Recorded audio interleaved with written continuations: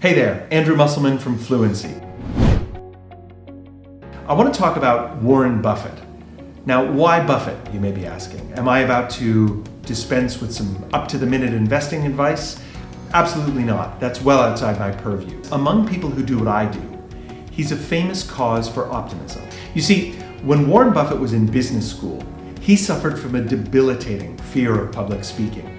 He talks about this in the book Getting There by Gillian Zoe Siegel. For a long time, Buffett did everything he could to make sure he never had to speak in public. He deliberately chose classes where he knew he wouldn't have to present and avoided any situation where he might find himself in front of an audience. Rather than address his fears, he just avoided the issue altogether. You see, he was trapped in a very limiting belief. The belief that it's all down to natural talent, that only a lucky few are born communicators, and for the rest of us, there's not much we can do. But then he saw an ad in the paper for a Dale Carnegie course, and something inside made him sign up. He had the presence of mind to realize that if he wanted to get ahead, he'd have to be able to present to people and communicate effectively. So he signed up, sent in his payment, then very quickly canceled the check. That's how deep his fear ran. That's how hopeless a case he felt himself to be. But then, several months later, he saw the same ad again. Maybe it was guilt, maybe it was determination, maybe it was divine intervention. But he forced himself to sign up again.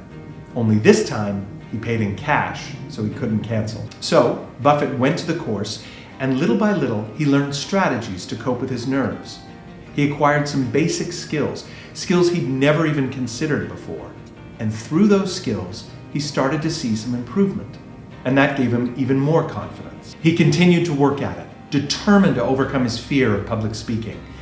And eventually, he did just that. He even jokes about it now. He says, "Once upon a time, I was afraid of public speaking. Now you can't shut me up." What's great about this story is that it illustrates a fundamental and frankly, very hopeful truth, which is that communication is a physical skill.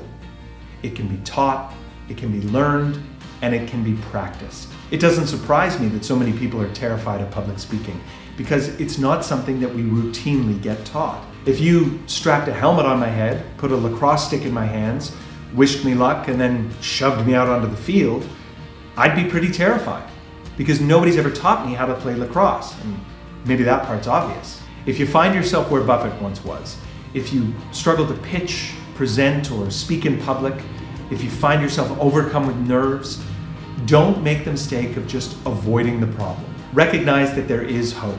Find a Toastmasters. Find a Dale Carnegie course. Look up a coach like me. There are concrete skills and strategies that you can learn to bring about real improvement. It was a game changer for Mr. Buffett. As he says, what's really essential, no matter what you do, is being able to get others to follow your ideas.